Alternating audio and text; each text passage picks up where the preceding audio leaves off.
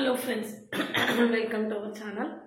நம்ம சேனல்ல யூசுவலா டிஆர்பில வரக்கூடிய எல்லா எக்ஸாம்ஸுக்குமே தொடர்ந்து நம்ம கோச்சிங் கொடுத்துட்டே இருக்கோம். இப்போ ரீசெண்டா நமக்கு காலேஜ் டிஆர்பி அதாவது அசிஸ்டன்ட் ப்ரொஃபஸரை அப்பாயிண்ட் பண்றதுக்கான டிஆர்பிக்கான அனௌன்ஸ்மென்ட் நமக்கு ரிலீஸ் ஆயிருக்கு. அது क्वेश्चन पैटर्न எப்படி இருக்கு அப்படினு நம்ம பார்த்தோம்னா வழக்கு முதல்ல என்ன சொல்லியிருந்தாங்கன்னா டிஸ்கிரிப்டிவ் டைப் அந்தந்த மேஜர்லன்னு சொல்லியிருந்தாங்க. இப்போ क्वेश्चन पैटर्न மாத்திருக்காங்க. இந்த क्वेश्चन पैटर्न மாத்துனதுக்கு பிறகு இதில் உள்ள வெற்றியை தீர்மானிக்கக்கூடிய காரணி எதுவாக இருக்கும் அப்படிங்கிறது விஷயமா தான் நம்ம இன்னைக்கு பேச போறோம். அதுக்கு முன்னால நீங்க சேனலுக்கு நியூ வந்தீங்கன்னா சப்ஸ்கிரைப் பண்ணிக்கோங்க, ஃப்ரெண்ட்ஸ்க்கு ஷேர் பண்ணுங்க. ஒரு Telegram group, WhatsApp channel, Insta account link கொடுத்துருக்கேன், ஜாயின் பண்ணிக்கோங்க. நம்மளுடைய OVM ஆப்பை டவுன்லோட் பண்ணிக்கோங்க. அதில் previous year question prescribed book எல்லாமே இருக்குது, நீங்கள் ஃப்ரீயாக டவுன்லோட் பண்ணிக்கலாம். கொஸ்டின் பேட்டர்ன் அப்படின்னு நம்ம பார்த்தோம்னா பேப்பர் 1 பேப்பர் 2ன்னு 2 பேப்பராக வச்சுருக்காங்க. பேப்பர் 1ல் 2 பார்ட் இருக்குது. ஃபர்ஸ்ட் தமிழ் எலிஜிபிலிட்டி 50 கொஸ்டின்ஸ் இருக்குது. அதில் நம்ம 20 கொஸ்டின்ஸாவது கரெக்டாக எழுதினாதான் பேப்பர் 2 திருத்தவே பார்ட் பியை திருத்தவே செய்வாங்க. அப்படி இல்லைன்னா பார்ட் பி திருத்தவே மாட்டாங்க. அந்த 50 கொஸ்டின்ஸில் 40% ஆஃப் மார்க்ஸ்னு சொல்லியிருக்காங்க. அப்போ நம்ம 20 கொஸ்டின் கரெக்டாக எழுதியிருக்கணும். ஆமாம், 20 கொஸ்டின் கரெக்டாக எழுதியிருந்தால் தான் நம்மளுக்கு என்ன செய்வாங்க, அதை அடுத்த பேப்பரையே கரெக்ட் பண்ணுவாங்க. அப்போது இந்த தமிழ் எலிஜிபிலிட்டிக்கு என்ன படிக்கணும் அப்படின்னு பார்த்தீங்கன்னா 10th ஸ்டாண்டர்ட் தமிழ் படித்தா போதும். 10th standard Tamil book revised edition book படித்தா போதும். அல்லது ஓல்டு சிலபஸ் ரிவைஸ்டு சிலபஸ் ரெண்டையுமே படிச்சுக்கோங்க. இதில் உள்ளது சிலது அங்கே இல்லை, அங்கே உள்ளது சிலது இங்கே இல்லைன்னு சொல்கிறாங்க. அதனால் அதை ஃபுல்லாக படிச்சுக்கோங்க. நம்ம இது வரைக்கும் இல்லாத மாதிரி இந்த தடவை இந்த காலேஜ் டிஆர்பி எக்ஸாமுக்கு நம்ம தமிழ் எலிஜிபிலிட்டிக்கு இலக்கண பகுதிகளை நடத்தலாம் அப்படின்னு நான் முடிவு பண்ணியிருக்கேன். ஆனால் தமிழுக்கும் நம்மளுக்கும் டச் இல்லாமல் போய் ரொம்ப வருஷங்கள் ஆகிப்போச்சு. இருந்தாலும் கூட தமிழை முயற்சி பண்ணி பார்ப்போம், இலக்கணம் மட்டும் படிக்கலாம் அப்படின்னு முயற்சி பண்ணி இலக்கணத்தில் நான் வீடியோ கொடுக்கலாம் அப்படின்னு நினச்சிருக்கேன். அதனால் நம்ம கூட தொடர்ந்து ட்ராவல் பண்ணிங்கன்னா இந்த இலக்கண பகுதிகளை நீங்கள் தரமாக தெரிஞ்சுக்கலாம். அந்த இலக்கணத்துக்கு மார்க் அதிகம் இருக்கும், அதனால நீங்கள் அதில் நல்லா ஸ்கோர் பண்ண முடியும். அதுக்காக நான் இலக்கணத்தை நடத்தலாம்னு நினச்சிருக்கேன். இப்போ அடுத்தது பார்த்தீங்க அப்படின்னா பார்ட் பியை பொறுத்த வரைக்கும் 100 கொஸ்டின்ஸ் மேஜர்ல இருந்து நம்மளுடைய மேத்தமெட்டிக்ஸ்ல இருந்து இருக்கும். அதுக்கு ஒரு கொஸ்டினுக்கு 1.5 மார்க்ஸ் வச்சு 150 மார்க்ஸ் சொல்லியிருக்காங்க. அது நம்மளுக்கு ஆல்ரெடி சிலபஸ் 10 யூனிட் சிலபஸ் கொடுத்துருந்தாங்க. அது அதே தான். ஆல்மோஸ்ட் டிஎன் செட்டுக்கு என்ன படிச்சிங்களோ அதே தான் இருக்கும். அதில் ஒரு 80 to 85% காமனாக தான் இருக்கும். நீங்கள் அதையே திரும்ப படித்தா கூட உங்களால் நல்லா ஸ்கோர் பண்ண முடியும். இந்த பார்ட் பி 100 கொஸ்டின்ஸுக்கு நம்ம ஒரு 5000+ MCQs ரெடி பண்ணி வித் ஆன்சர்ஸ் வச்சுருக்கேன். 5000+ MCQs வித் ஆன்சர்ஸ் ரெடி பண்ணி வச்சுருக்கேன். அதை நீங்கள் வேணும்னா வாங்கி படிச்சுக்கலாம். ஆன்சர்ஸோடு இருக்கும். நீங்கள் அதை டெஸ்ட் மாதிரி ஒர்க் பண்ணி கூட பார்த்து நம்ம என்ன ஸ்கோர் வாங்குறோம்னு செக் பண்ணுற மாதிரி கூட நீங்கள் யூஸ் பண்ணிக்கலாம். அந்த 5000 கொஸ்டின்ஸுக்குன்னு ஹார்ட் காப்பி உங்களுக்கு கொரியரில் அனுப்பிடுவேன்.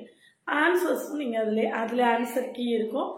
டீட்டெயில்டு ஆன்சர்ஸ் ஆப்பில் கொடுப்பேன், செக் பண்ணிக்கலாம். நீங்கள் அது இந்த 100 MCQஸுக்கு இந்த 5000+ MCQs உங்களுக்கு மோர் தென் இனஃபாக இருக்கும். அதுக்குள்ளேருந்து தான் பெரும்பாலும் வரதுக்கு வாய்ப்புகள் அதிகமாக இருக்கும். அதை நீங்கள் யூஸ் பண்ணிக்கலாம்.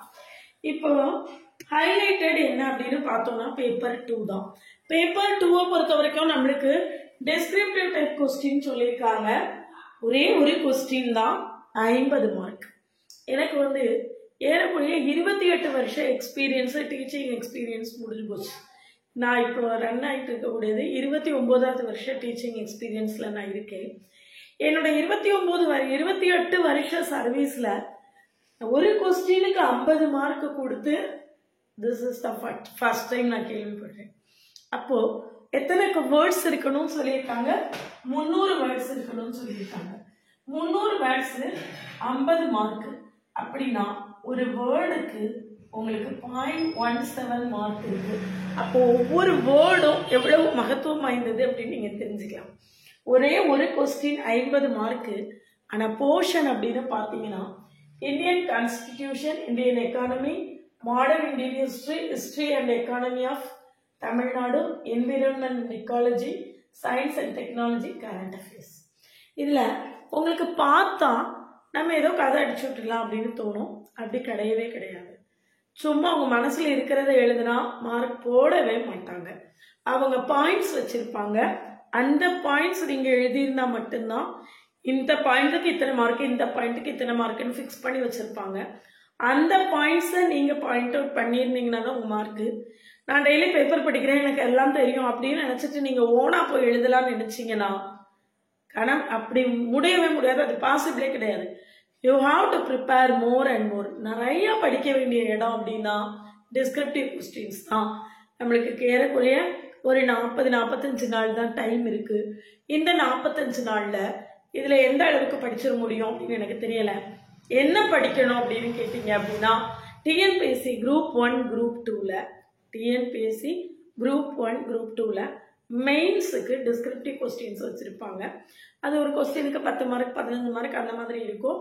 ஆனால் நம்மளுக்கு ஹைலைட்டடாக ஒரு கொஸ்டினுக்கு 50 மார்க். அரசாங்கம் இதுலேருந்து என்ன சொல்ல வர்றாங்கன்னு எனக்கு புரியலை. காலேஜ் டீச்சர்ஸை எந்த அளவுக்கு அவங்க வந்து அசஸ் பண்ணணும்னு நினைக்கிறாங்க, எந்த அளவுக்கு ஹை குவாலிட்டியோடு இருக்கணும்னு எதிர்பார்க்குறாங்க அப்படின்னு தான் நம்ம இதை திங்க் பண்ண வேண்டியது இருக்குது. அதனால் இது அவ்வளோத்தையுமே இந்தியன் கான்ஸ்டிடியூஷன் அப்படின்னா அது விஷயமாக டீட்டெயில்டாக படிக்கலாம். நீங்கள் வந்து நான் இந்த டிஸ்கிரிப்டிவ் டைப் கொஸ்டினுக்கான கிளாஸஸ் எதுவுமே ப்ரொவைட் பண்ணலை, யூடியூப்லேயும் ப்ரொவைட் பண்ணலை, செப்பரேட்டாகவும் ப்ரொவைட் பண்ணலை. ஆனால் அந்த பேப்பர் 1 இந்த ரெண்டுமே நான் வந்து எடுக்கலாம் அப்படின்னு ஒரு பிளான் வச்சுருக்கேன். அதை எடுக்கலாம் அப்படின்னு நினச்சிருக்கேன். அதில் பார்த்தீங்கன்னா நீங்கள் வந்து குரூப் 2 குரூப் 1 கிளாஸ் எடுக்கிறவங்கக்கிட்டேருந்து மெட்டீரியல் வாங்கி படிச்சிங்கன்னா நிச்சயமாக ஓரளவுக்கு எழுதலாம். அந்த மாதிரி ப்ரிப்பேர் ஆகுங்க. அந்த மெட்டீரியல் வாங்கி படிச்சிங்கன்னா உங்களுக்கு ஒரு ஐடியா கிடைக்கும். அப்படி இல்லைனா பிரிண்டட் புக்ஸே உங்களுக்கு கிடைக்கும். அதை வச்சுட்டு நீங்கள் படிக்கலாம். ஆனால் நிறையா படிக்கணும், நிறைய எழுதணும். ஒரு கொஸ்டினுக்கும் இதுதான் இம்பார்ட்டன்ட் பாயிண்ட், இதுதான் இம்பார்ட்டன்ட் பாயிண்ட் அப்படின்னு முடிவு பண்ணி எழுதணும். இதோட நம்மளுக்கு வந்து எக்ஸாம் பேட்டர்ன் இதோட முடியலை.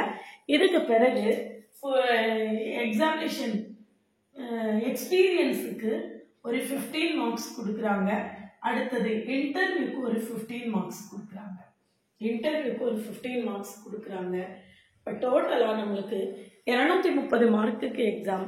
இதில் வந்து மெயின் ரோல் எது ப்ளே பண்ணும் அப்படின்னு கேட்டிங்க அப்படின்னா இந்த டிஸ்கிரிப்டிவ் டைப் கொஸ்டின்ஸும் எக்ஸ்பீரியன்ஸ் 15 மார்க்ஸும் மெயின் ரோலை ப்ளே பண்ணும். எக்ஸ்பீரியன்ஸ் 15 அவுட் ஆஃப் 15 இருந்தது. டிஸ்கிரிப்டிவ் கொஸ்டின்ஸை நான் சொல்கிற மாதிரி நீங்கள் நல்ல பாயிண்ட்ஸ் எல்லாம் எழுதியிருந்தீங்க அப்படின்னா வாய்ப்புகள் அதிகமாக இருக்கும் அப்படின்னு நான் நினைக்கிறேன். ஆனாலும் இது வந்து இதுவரை இல்லாமல் ஒரு புது மாதிரியான எக்ஸாம் அப்படின்னு தான் நான் சொல்லுவேன். ஒரு கொஸ்டினுக்கு 50 மார்க் கொடுக்கறது எப்படி, அது எனக்கு புரியவே இல்லை. அது வந்து எனக்கு வந்து அது கொஞ்சம் என்னுடைய அறிவுக்கு எட்டாத விஷயமா தான் இருக்குது. அது நான் வந்து யாரையும் குறை சொல்லலை. என்னுடைய அறிவுக்கு அது பெரிய விஷயமா. நான் சொல்கிற மாதிரி 3 மணி நேரம் டைம் கொடுக்குறாங்க. 300 வேர்டு தான் எழுதணும்னு சொல்கிறாங்க. அப்போ ஒரு வேர்டுக்கு 0.17 மார்க்ஸ் அவங்க கொடுக்குறாங்க. அப்போ ஒவ்வொரு வேர்டும் நீங்கள் எந்த மாதிரி செலக்ட் பண்ணணும்னு நீங்கள் பார்த்துக்கோங்க. அந்த மாதிரி ஒவ்வொரு பாயிண்ட்டுக்கும் நீங்கள் உங்களுக்கு வந்து முக்கியமான மார்க் இருக்கும். இந்த பாயிண்ட்டுக்கு இத்தனை மார்க், இந்த பாயிண்ட்டுக்கு இத்தனை மார்க்குன்னு வச்சுருப்பாங்க. நீங்கள் அதில் ஒரு 10 பாயிண்ட்டோ அல்லது ஒரு 15 பாயிண்ட்டோ இருந்து அந்த பாயிண்ட்டை மார்க் பண்ணி நீங்கள் எழுதியிருந்தால் தான், இந்த மாதிரி ஸ்டார் போட்டு கரெக்டாக மார்க் பண்ணி இந்த பாயிண்ட்ஸை கொடுத்தீங்கன்னா தான் உங்களுக்கு அந்த மார்க் வந்து கரெக்டாக கிடைக்கும். ஒருவேளை நீங்கள் டிஎன்பிஎஸ்சி குரூப் 1 குரூப் 2 எல்லாம் ப்ரிப்பேர் ஆகியிருந்தீங்கன்னா இந்த எக்ஸாம் உங்களுக்கு நல்லாயிருக்கும். பட் டிசைடிங் ஃபேக்டர் எது அப்படின்னா இந்த டிஸ்கிரிப்டிவ் கொஸ்டின்ஸும் இந்த எக்ஸ்பீரியன்ஸும் தான்.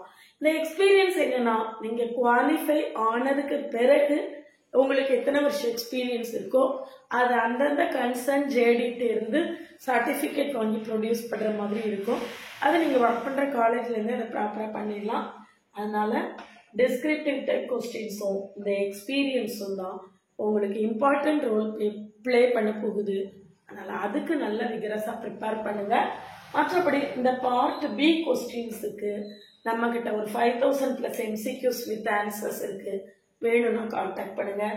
பார்ட் ஏ தமிழ் எலிஜிபிலிட்டிக்கு நான் நாளையிலிருந்து நம்மளுடைய சேனலில் இதுவரைக்கும் இல்லாத எக்ஸாம் இதுவரைக்கும் இல்லாமல் புது மாதிரியாக வச்சுருக்காங்க இல்லையா, அப்போ நம்மளும் இதுவரைக்கும் இல்லாமல் புது மாதிரியாக ஏதாவது செய்யணும் அப்படிங்கிறதுக்காக தமிழ் எலிஜிபிலிட்டி டெஸ்ட்டுக்கு நான் இலக்கண பகுதிகளை மெயினாக கொடுக்கலாம் அப்படின்னு பிளான் பண்ணியிருக்கேன். அதனால் தொடர்ந்து நம்ம கூட ட்ராவல் பண்ணுங்கள். தமிழ் எலிஜிபிலிட்டி எக்ஸாமுக்கு நம்ம சேனல் உங்களுக்கு ரொம்பவே ஹெல்ப்ஃபுல்லாக இருக்கும். சேனலுக்கு நியூ வந்தீங்கன்னா சப்ஸ்கிரைப் பண்ணிக்கோங்க, ஃப்ரெண்ட்ஸ்க்கு ஷேர் பண்ணுங்கள். ஓவியம் ஆப்பை டவுன்லோட் பண்ணிக்கோங்க. அதில் நிறைய டெக்ஸ்ட் புக்கு இந்த எக்ஸாம் இந்த கொஸ்டின்ஸ்க்கு ப்ரிப்பேர் பண்ண வேண்டிய எல்லா டெக்ஸ்ட் புக்கும் உங்களுக்கு இருக்குது. நீங்கள் ஃப்ரீயாக டவுன்லோட் பண்ணிக்கலாம்.